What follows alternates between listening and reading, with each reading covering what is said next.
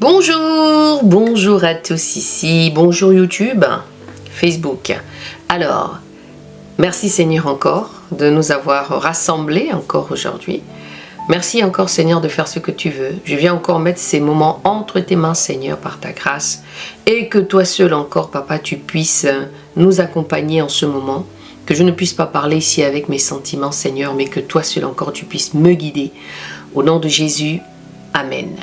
Les bien-aimés, bonjour. Alors, comment allez-vous? J'espère que vous avez passé un bon week-end et que tout s'est bien passé pour vous. La foi, la parole de Dieu, la prière, que vous êtes aussi bien occupé de votre famille, parce que c'est aussi important de s'occuper de la famille. Donc, ceci dit, voilà, le Seigneur a permis qu'on se retrouve encore ce lundi. Comme j'aime toujours à rappeler ici que le lundi et le mardi, donc les exhortations, la lecture, les enseignements, les révélations du Seigneur. Le mercredi, une petite pause. Et le jeudi, on reprend. Le vendredi, c'est le témoignage. J'espère que vous avez été édifiés par le témoignage que j'ai partagé ce vendredi. Et si toi aussi, Dieu te met à cœur de faire partager ton témoignage, tu peux m'envoyer des audios. Tu peux me contacter aussi parce qu'il y a un numéro de téléphone juste en haut ici. Il y a un mail aussi, donc n'hésitez pas. Le samedi, il y a une prière pour toi. Voilà, cette prière que vous avez vue passer, je pense, que j'ai mis hier, je crois. Et cette prière inspirée que le Seigneur permet que je partage. Alors ici, le slogan, c'est aimer Jésus, lire la Bible, l'autocritique, la prière, prendre conscience du péché. Et je rajoutais celui-ci, ne n'est pas de prendre conscience aussi de la sanctification. Parce que la sanctification, c'est Dieu qui te prend, qui t'amène de l'autre côté de la rivière pour qu'il puisse t'enseigner, pour qu'il puisse t'emmener en fait à sa volonté parfaite tout simplement. Le faire aiguise le fer, c'est te mettre entre les mains du potier, et ça te permet aussi encore une fois d'apprendre à le connaître et faire ce face-face, ce face-à-face, voilà, c'est là qu'il se révèle aussi. Donc, je suis toujours ravie. Alors, depuis un moment, nous avons commencé la lecture de la Genèse. La semaine prochaine, on est arrivé jusqu'au 21. Là, on va entamer le 22. Donc, on a 49 et 50. Et je pense que demain, on finit, justement l'histoire de Joseph. Mais nous allons revenir à l'endroit donc de la Genèse pour repartir maintenant sur l'histoire en fait, sur l'histoire de la Genèse, comment on a été créé, le péché et ainsi de suite. Le Seigneur nous amène à ça maintenant pour que chacun de vous comprenez la base du Seigneur, comment on a été créé. Parce que je crois que tout ce que Dieu fait est bon. Parce qu'il y en a beaucoup qui se disent on a fusionné d'un boomerang, on a fait je ne sais pas quoi. Après, chacun de nous a sa vérité. Moi, ma vérité là, c'est celle-là, celle de la Bible. Même s'il y en a qui disent toujours oui, mais la Bible c'est l'homme qui a écrit, c'est l'homme. Mais ce livre-là a quelque chose de spécial. Elle a une révélation pour celui qui est capable de comprendre en fait l'histoire de notre Seigneur. Et comme le Seigneur m'a mis aujourd'hui justement à cœur sur une lecture, c'était je l'ai médité tout à l'heure ce matin quand je me suis levée, le Seigneur a mis ça dans mon cœur. C'est dans 1 Corinthiens. Car la foi de Dieu est plus sage. Non, c'est pas ce verset-là. En fait, c'était quelque chose qui était... car la prédication, donc on est dans 1 Corinthiens 1 au verset 18. Car la prédication de la croix est une folie pour ceux qui périssent. Mais pour nous qui sommes sauvés, elle est une puissance de Dieu. Donc, je vous conseille d'aller la méditer. Parce que c'est important quand même de comprendre la foi, de quoi nous sommes animés. Et Paul l'explique très bien. Donc j'espère que vous êtes édifiés, j'espère que toute cette lecture en fait que nous partageons ensemble depuis déjà un petit moment vous amène à vous poser des questions personnellement, vous amène à avancer sereinement devant le Seigneur.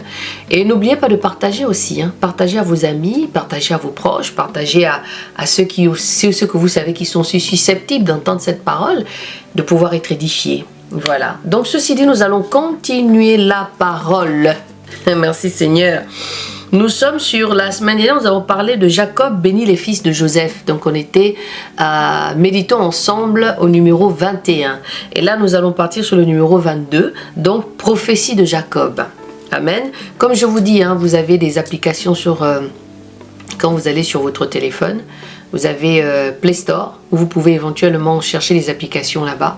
Vous avez des petites bibles, dont notamment la Louis II, le Sterval, les autres là, à chaque fois je me rappelle pas, toujours ces deux là que je me rappelle, la Louis II et Osterval et ainsi de suite. Vous allez trouver un petit peu des bibles, rapprocher un petit peu des, comment dire, des textes originaux qui vous permettra déjà un petit peu d'aller méditer et de lire. Pour ceux qui n'aiment pas avoir le livre comme ça, support, vous avez des applications. Pour ceux qui passent beaucoup de temps sur les téléphones portables, ça vous permettra de transiter de temps en temps un petit peu pour aller voir. Parce que la Bible dit, demande de lire, que nous devons toujours être rapprochés de ce livre-là. Toujours. Parce que ce livre-là, c'est la sagesse. C'est beaucoup de choses. L'histoire de l'homme est dans la Bible.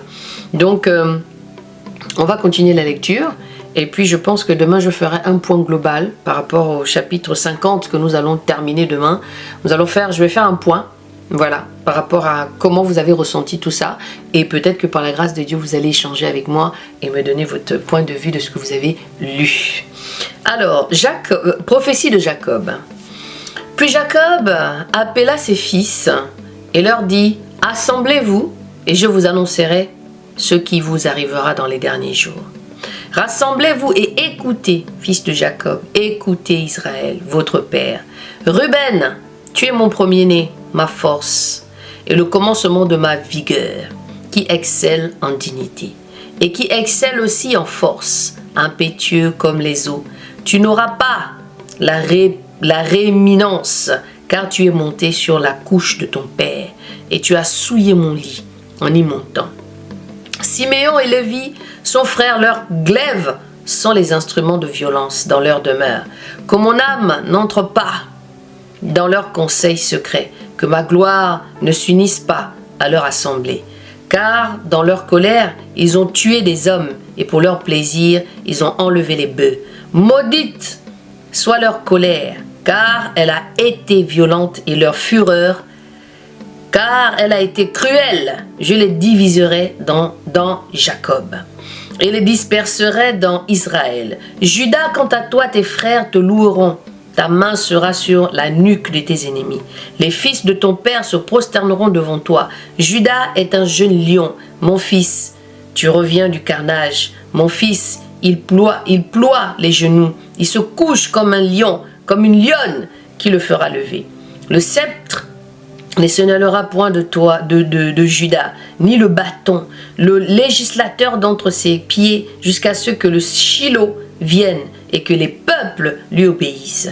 Ils attachent à la vigne son ânon et au sceptre excellent le petit de son ânesse. Il lavera son vêtement dans le vin et son vêtement dans le sang des raisins.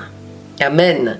Il y a les yeux rouges de vin et les dents blanches de lait. Zabulon habitera sur la côte des mers. Il sera un port des navires et ses côtés s'étendront vers Sidon. Isaacar est une âne robuste couchée entre les barres des étables. Il voit que le lieu où il repose est agréable et que le contrée est magnifique. Et il courbe son épaule sous le fardeau. Il s'assujettit à un tribut. Dan jugera son peuple comme l'une des tribus d'Israël. Dan sera un serpent sur le chemin, une vipère sur le sentier, mordant les talons du cheval pour que le cavalier tombe à la renverse. Oh Yahweh, j'espère en ton salut. Quant à Gad, des troupes viendront l'attaquer, mais il ravagera leur arrière-garde.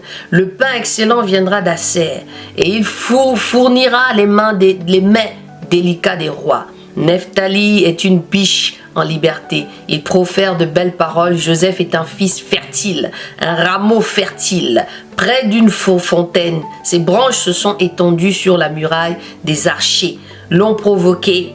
Ils ont lancé des traits. Ils ont gardé de la haine contre lui, mais son arc a demeuré ferme. Waouh!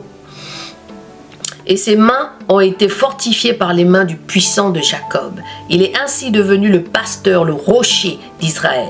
C'est l'œuvre du Dieu de ton Père qui t'aidera. C'est l'œuvre du Tout-Puissant qui te bénira. Des bénédictions des cieux en haut, des bénédictions de l'abîme qui repose en bas, des bénédictions des mamelles et du sein maternel. Les bénédictions de ton Père ont surpassé les bénédictions de ceux qui m'ont engendré jusqu'à la cime des antiques collines. Elles seront sur la tête de Joseph. Waouh! Et sur le sommet de la tête du Nazaréen d'entre ses frères. Benjamin est un loup qui déchirera. Le matin, il dévorera la paroi et sur le soir, il partagera le butin. Ce sont là tous ceux qui forment les 12 tribus d'Israël. Et c'est là ce que le Père leur dit en les bénissant. Il bénit chacun d'eux selon la bénédiction. Waouh!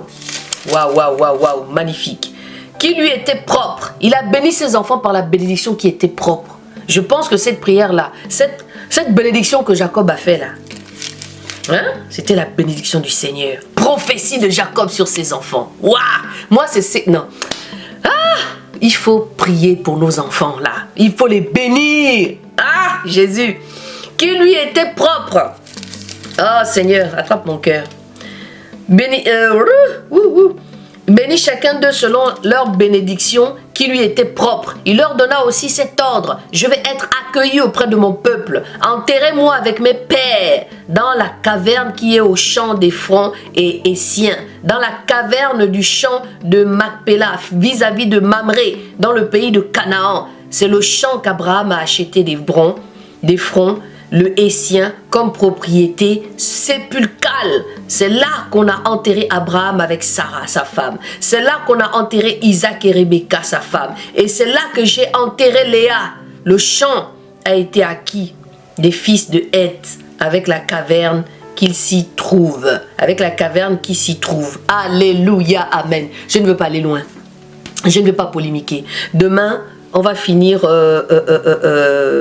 on va finir le 50 et ici, si vous voulez, là on est au 32 du chapitre. Lorsque Jacob eut achevé de donner ses ordres à ses fils, il retira ses pieds dans le lit et il expira et fut recueilli auprès de son peuple. Donc après finir sa bénédiction, Jacob est décédé. Il a rendu l'âme. Le Seigneur a pris son âme. Et puis c'était fini. Est-ce que vous avez vu ce qui s'est passé? C'est-à-dire que je n'ai pas envie de beaucoup parler. Je veux juste vous laisser aller vous-même relire encore ce chapitre qui est le chapitre 49 pour que vous-même vous allez voir. Je n'ai pas l'habitude souvent de le dire ici dans les caméras ou bien dans les vidéos, mais je parle avec les personnes avec qui sont proches de moi, que je porte vraiment les conseils. Je dis toujours que les enfants que Dieu nous a donnés là, il ne nous a pas donné ça pour rien. On doit arrêter d'avoir des mauvaises paroles sur nos enfants. Quand on marche avec le Seigneur là, on doit aussi bénir nos enfants. Le Dieu doit nous donner une vision sur ces enfants là pour qu'ils avancent. Waouh! Est-ce que vous avez vu comment il a béni? Les prophéties de Jacob. La Bible dit, attendez. La Bible dit, Jacob bénit les fils. Non. Prophétie de Jacob. C'est-à-dire qu'il a prophétisé sur ses enfants. Il a lâché des paroles sur ses enfants. Quand on lit même bien, vous sentez même qu'il y a certaines paroles qui donnent là. Ça vient directement des cieux. Parce que Jacob aussi a vécu. Il a aussi eu ses expériences avec le Seigneur. Merci Jésus. Merci Seigneur encore pour ta parole. Merci pour tes révélations. Merci encore d'ouvrir les cœurs, de faire tomber les écailles Seigneur, d'ouvrir les yeux et d'ouvrir l'esprit Papa pour comprendre cette parole, cette eau douce, cette eau vivante, cette nourriture spirituelle Papa qui me fait vivre en tout cas, celle qui m'envahit Père éternel et celle qui mon moteur avec toi Seigneur. Au nom de Jésus les bien-aimés, nous allons nous retrouver demain pour terminer le 50, pour faire un peu le point ensemble. Et puis n'hésitez pas de donner vos témoignages, n'hésitez pas, vous savez, de communiquer. On est en train de méditer ensemble. Donc on est ensemble. Soyez bénis encore et que Dieu nous garde, vous garde. Et on se dit à demain.